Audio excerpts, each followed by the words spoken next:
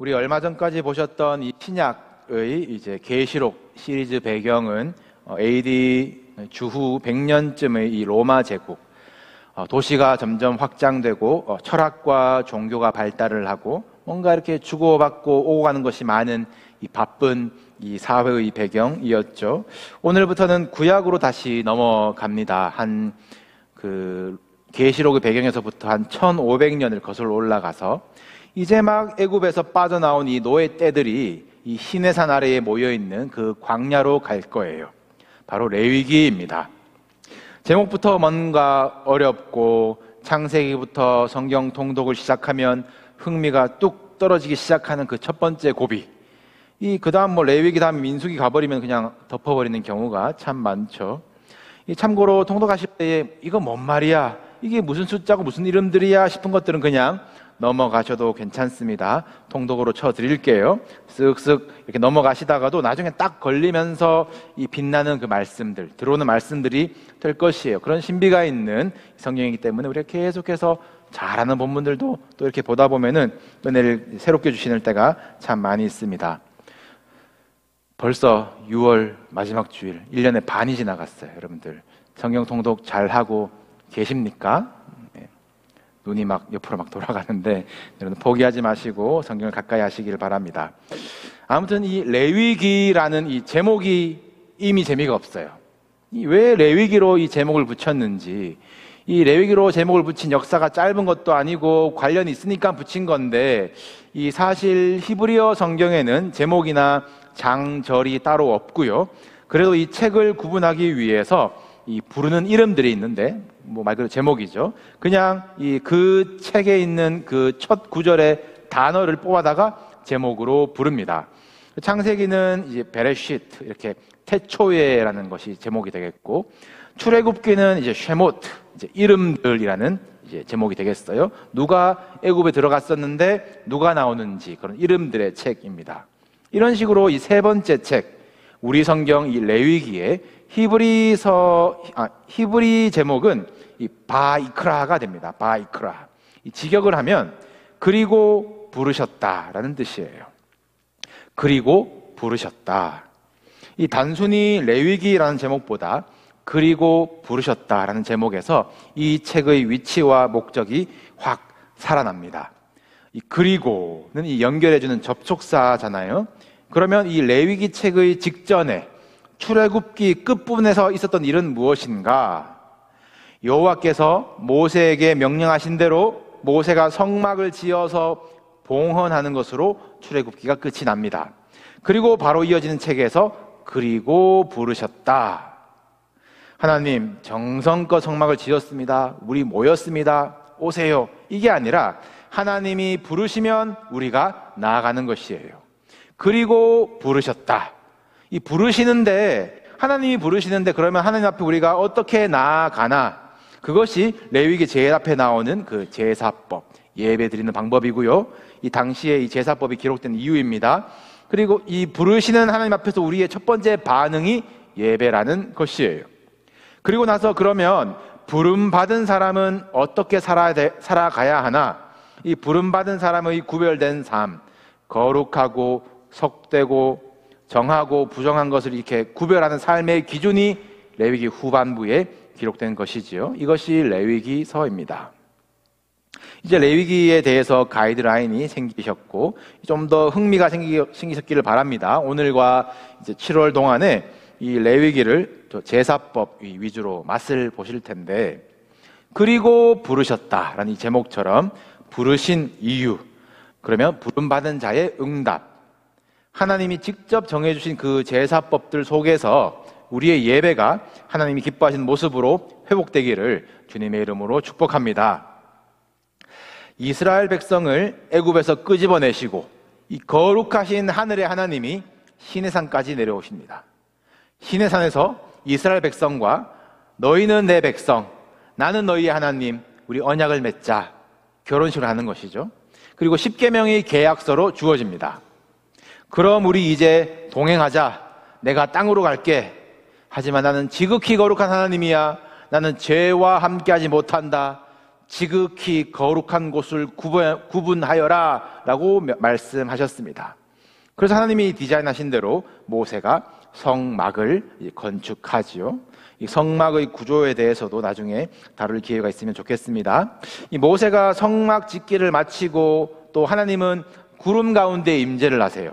이 구름과 연기는 하나님의 임재를 상징합니다. 이 지성소 안에 그러니까 성소 안에 금향단이 있는 이유, 또 오늘날도 전통 예배들을 보시면 또 이제 사제들이라고 할까요? 이제 이들이 향을 피우면서 예배당으로 들어오죠. 이 연기를 피우는 이유도 이 냄새 때문이 아니라 이제 연기 때문에, 자욱한 연기가 포인트예요. 이 여호와의 영광이 이제 구름 가운데 연기 가운데 임하기 때문입니다.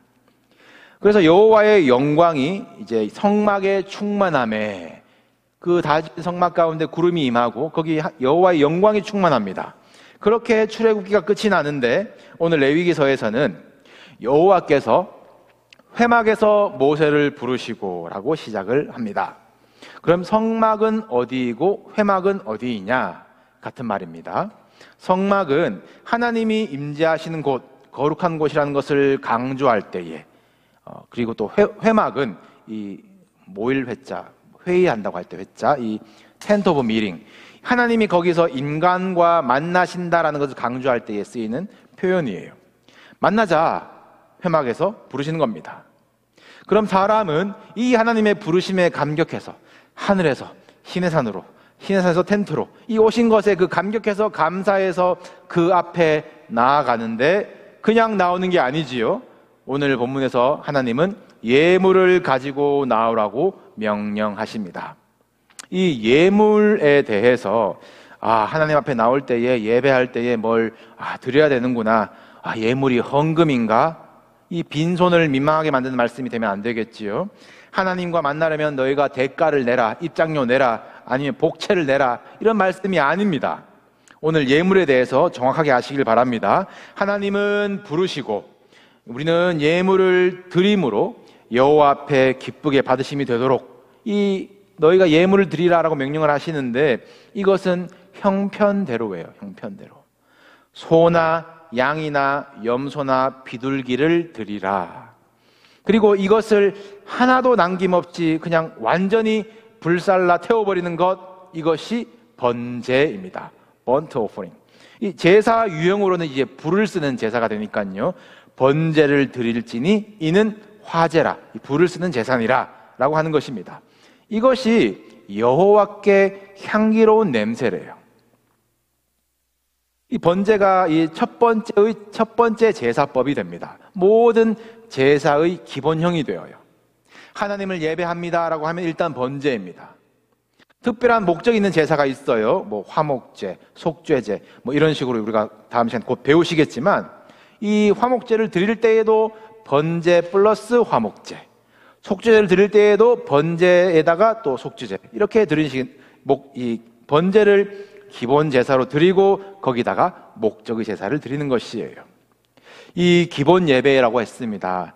이 제사장들이 성막에서 아침과 저녁마다 예배를 드리거든요. 제사를 드리거든요. 번제로 드리는 것이에요. 그래서 이 상시로 드리는 제사라고 해서 이 상번제라고 표현을 하기도 합니다. 이 상번제는 이스라엘 백성들을 대표해서 매일 제사장이 대표로 드리지만, 오늘부터 보시는 이 제사 규정들은 모두 개인 차원이에요. 개인 차원. 각 개인이 자발적으로 저 하나님께 기쁨이 되고 싶어요, 예배하고 싶어요, 번제입니다. 하나님 저 화해하고 싶어요, 평화를 누리고 싶어요, 화목제입니다. 하나님 저 죄 사함을 원합니다, 속죄제예요. 이 제사법들, 앞으로 보실 제사법들이 개인의 제사를 전제로 한다는 것을 기억하시면 좋겠습니다. 특히 이 번제는 자발적인 것이에요. 하나님께 감사와 헌신과 속죄를 드리는 이 기본 제사입니다. 이 번제의 속죄와 속죄제의 속죄가 무엇이 다른가라는 것은 이 속죄제 때 다루기로 하고, 이 다른 제사는 드리고 남는 것이 있어요. 그런데 이 번제의 특징은 그냥 전부를 불살라서 다 태워버리는 것이 특징입니다. 아깝게 다 태워버린 것을 하나님은 기쁘게 받으신다고, 그 냄새가 향기롭다고 하세요. 하나님도 고기 되게 좋아하시나 보다, 이 웰던도 아니고 그냥 다 태워 드시는 것이 하나님 취향이신가? 그게 아니고요. 이방 종교야, 또 한국에서 보는 이 제사들도 밥 차리고 나서 맛있게 차리고 신들이, 귀신들이, 조상이 먹으라고 상다리 부러지게 차려가지고 숟가락 꽂아놓고 이 신을 만족시키는 것이 목적이겠지만, 하나님은 이 예물의 각을 떠가지고 토막을 내서 완전히 불태워 버리시는 것을 받으십니다.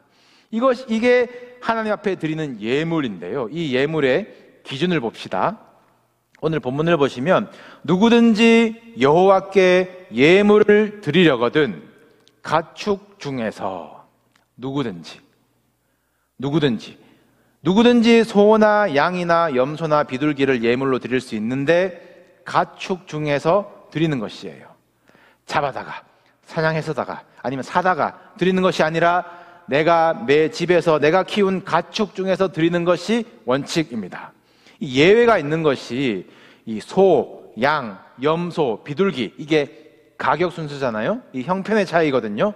이 소나 양으로 해라 그러면 아마 예배 드리지 못한 사람이 참 많았을 것입니다. 그런데 이제 비둘기쯤 되면은 그 형편이 이제 많이 어려운 마지노선이죠. 그래서 이 가축, 집에서 키운 것이 원칙이지만 비둘기 레벨쯤 가면, 비둘기밖에 드릴 수밖에 없는 그 형편을 가진 사람들에게까지 가면 집 비둘기 또는 산 비둘기를 드릴 수 있도록 하셨어요. 잡아서도 제사를 드릴 수 있도록. 오늘 읽으신 본문 뒤에 나오는 규정입니다. 이 율법들이 요구사항이 높고 깐깐하고 엄격하게 구별하고 어쩔 때는 막 차별인가 싶기도 하지만, 자세히 보시면 이 율법 속에 이러한 연약한 자들에 대해서, 힘이 없는 자들에 대해서, 가난한 자들에 대한 이 배려, 이 원칙까지 예외해 주는 배려가 얼마나 많은지 몰라요. 아무나 예배하지 않도록 부르시는, 그 구별해서 부르시는 엄격한 공의의 하나님이시지만 또한 누구든지 드릴 수 있도록 사랑이 많으신, 자비하신 하나님이십니다. 다시 이 가축 중에서라는 것에 포인트를 두고 돌아간다면, 이 당시 이스라엘 백성들이 애굽에서 갓 나와서 처음 가보는 이 광야길을 걸으면서 불평했던 것이 무엇입니까? 고기 먹고 싶다, 고기. 내가 애굽에서 종로를 탈 때에는 고기 먹었다. 이 고기가 없어가지고 불평했을 때에 메추라기를 주셨지 않습니까? 보시면 이들에게 무슨 가축이 그렇게 많겠어요. 그런데 가축 중에서 드리라. 거기다가 가축 중에서 흠이 없는 것이래요. 가장 귀하고 예쁜 것, 아까워요. 그리고 가축 길렀어요, 정들었어요. 그걸 드리래요. 이걸 눈 딱 감고 믿음으로 그래 드립니다 하고 끝나는 것이 아니라, 오늘 본문의 예배의 행위를 하는 사람들, 제사를 이렇게 하는 사람들은 모두 이 예물을 드리는 사람이에요. 소든 양이든 내 집에서 내가 키우고 광야 그 심심한 데서 같이 뛰어놀다가 정들었던 그놈, 흠 하나 날까봐 애지중지했던, 그 보호했던, 지켰던 그 재물을 잡아다가 끌고 가는 거예요. 제사장에게 맡기면서 이거 손질 좀 해주세요. 정육점 아닙니다. 자기가 손질하는 거예요. 손질하기 전에 하는 것이 안수하는 것입니다. 안수. 제사장이 제물에 안수하는 것이 아니라 제물을 드리는 사람이 안수하게 되어 있어요. 우리 한국 문화에서는 안수는 뭔가 권위이고, 또 신앙적으로는 뭐 좀 영험한 기도라는 인식이 있지만, 또 성경적으로도 그렇게 볼 수 있는 부분도 있어요. 그러나 적어도 오늘 본문에서 이 안수의 의미는 동일시입니다. 동일시. identification. 오늘 본문으로 우리의 안수 기도의 의미를 부여한다면 나의 기도가 당신의 기도입니다가 되겠죠. 가축, 집에서 키운 가축을 끌고 나온 그 하나님 앞에 나온 자가 회막문 앞에서 직접 그 제물에 안수를 합니다. 안수를 할지니 그를 위하여 기쁘게 받으심이 되어 그를 위하여 속죄가 될 것이라. 이 제물과 안수와 속죄가 연결되고 있어요. 흠이 없는 제물이어야 하나님 앞에 나아가고자 하는 자의 흠을 대신 지고 죽을 수 있는 것이거든요. 예수 그리스도께서 세상 죄를 지고 가는 하나님의 어린 양이 되실 수 있었던 것도 죄가 없으신 거룩하신 하나님의 아들이셨기 때문에, 그리고 그 아들이 인간의 몸을 입으셨기 때문에 인간의 죄를 뒤집어 쓰실 수 있는 것이었어요. 창세전의 구원을 예비하신 하나님께서 1500년 후에 이 십자가 사건을 생각하시면서 이 피가 무엇인지, 죄사함이 무엇인지, 대속제물이 무엇인지 그 그림을 담아다가 지금 모세에게 이렇게 내가 부를 때 너희 나와서 이렇게 제사를 드려라, 그 방법을 알려주고 계신 것입니다. 하나님께 나아가는 자가 제물의 머리에 안수를 하고 그 다음 액션에 주어도 그는, 이 안수를 한 사람, 제물을 가지고 난 사람, 그가 할 행동이 무엇이냐? 그는 여호와 앞에서 그 수송아지를, 양을, 염소를, 비둘기를 잡을 것이요. 직접 잡아야 돼요. 제사장이 다 해주고 예배자는 보고 있는 건 아닙니다. 안식일, 절기 이런 제사는 제사장이 했지만 하나님께 기쁨이 되고자 하는 그 개인의 헌신과 감사의 제사는 하나님께 나아가고자 하는 자가 직접 했어요. 그럼 제사장은 피를 대야에다가 받습니다. 그 피를 제단 사방에 뿌리고, 그리고 제사장은 그 제단 위에 나무를 올려놓고 전부 불태워버리는 것이에요. 남는 것이 없어요. 화목제를 보시면 나중에 남는 것이 있거든요. 그래서 제사를 드리는 자와 가족들이 옆으로 이렇게 나누어 먹는 것이 화목제입니다. 사무엘의 부모 이 엘가나와 한나가 이 제물의 분깃으로 이렇게 갑절을 나누어 주었더라. 이 구절들을 보시면 이 가정이 화목제를 드렸구나, 추정할 수 있는 겁니다. 이 번제 드리는 장면 생각해 보세요. 여러분, 번제 드리실 수 있으시겠습니까? 집에서 흠 없도록 기르던 가축을 끌고 나와서 안수하고 직접 칼로 찔러서 피를 대하에 받고 가죽을 벗기고 토막을 냅니다. 하실 수 있으시겠어요? 여러분, 소는 보셔서 소는 슬픈 눈이 없어요. 소는. 네. 주인 알아볼 텐데 여러분, 찌르실 수 있으시겠습니까?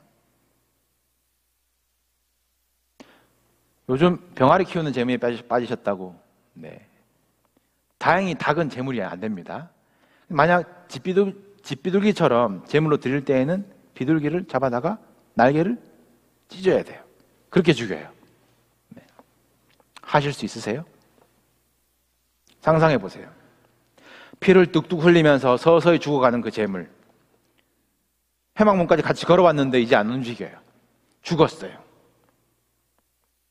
그게 누구라고요? 안수했습니다. 자기 자신입니다. 이 그림이 주는 이 비장함과 엄숙함, 또 경외심과 그리고 죽이고 태우는 그 담대함이 예배로 나온 여러분들에게 회복되시기를 바랍니다. 이 제사 드리기 위해서 가축을 정성껏 돌보는 정성이 여러분들 삶 가운데 있으시기를 바라요. 정한 시간에 정한 자리에서 예배를 드리기 위해서 한 주를 사는 겁니다. 여러분들 흠이 없는 제물이 되도록 하십시오. 하나님 앞에서 부끄러움이 없으시길 바랍니다. 우리는 흠 없이 기르고 안수할 제물 없잖아요. 사도 바울이 무엇이라고 했습니까? 너희 몸을 하나님이 기뻐하시는 거룩한 산 제물로 드리라. 이는 너희가 드릴 영적 예배니라. 너희는 이 세대를 본받지 말고. 우리가 세상 가운데서 더러워진 이 흠과 허물들을 예수 그리스도의 피로 이 씻음받은 그 담력으로 나오셔야 되는 것이에요. 가만히 앉아있다가 구경하다가 가는 것이 아니라 부름받아 나와서 예배에 참여하는 것이에요. 내가 나를 부인하는 예배, 내가 나를 드리는 예배, 내가 주와 함께 죽고 주와 함께 사는 예배, 우리의 몸을 하나님 앞에서 죽이고 토막내고 하나님 저는 이제 없습니다, 완전히 불태워졌을 때에 그때 하나님은 향기롭다 하시는 것이에요. 황소 가지고 나온다고 하나님 기뻐하시는 것이 아니라, 천천의 순양 만만의 기름을 기뻐하시는 것이 아니라 완전히 태워서 올려드렸을 때 하나님은 기뻐하시는 것이에요. 미가서 말씀이죠. 여호와께서 너에게 구하시는 것은 오직 정의를 행하며 인자를 사랑하며 겸손하게 네 하나님과 함께 행하는 것, 이것이 우리의 영적 예배 가운데 흠이 없도록 우리를 산재물을 지키기 위해서 결단되어야 될 줄로 믿습니다. 이 다음 시간에 보시면 심지어 이 곡식으로 드리는 제사가 있어요. 곡식으로, 소제. 하나님은 그것도 향기롭다고 하세요. 지극히 거룩한 것이라고 구별하세요. 왜냐하면 황소니 양이니 곡식이니 그게 중요한 것이 아니라 우리의 중심을 보시는 하나님이시기 때문입니다.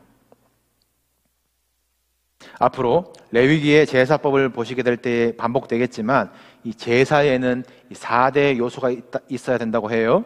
성막이 있어야 되고, 제사장이 있어야 되고, 희생제물이 있어야 되고, 안식일 아니면 절기 아니면 개인의 결단의 시간, 그런 정한 시간이 있어야 됩니다.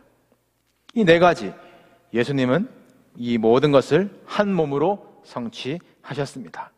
성전 되시는 주님, 우리의 대제사장 되시는 주님, 십자가의 대속 제물 되신 주님, 안식일과 시간의 주인이신 주님. 우리는 주님을 예배하며 주님을 기뻐하며 주님 안에서 자유함을 누립니다. 얼마나 감사한지 몰라요. 우리 단번에 나갈 수 있는 길이 열린 것 아니겠습니까?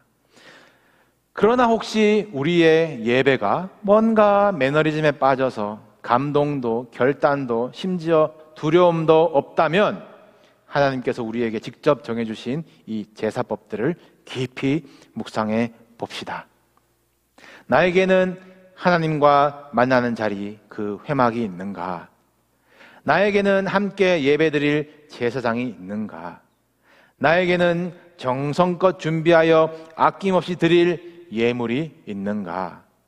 나는 시간까지 하나님께 드리고 있는가? 우리 주님께 나를, 나의 소유를, 나의 꿈을 모두 전부 태워드릴 수 있는 그 향기로운 예배에 승리하시기를 우리 주님의 이름으로 축복합니다.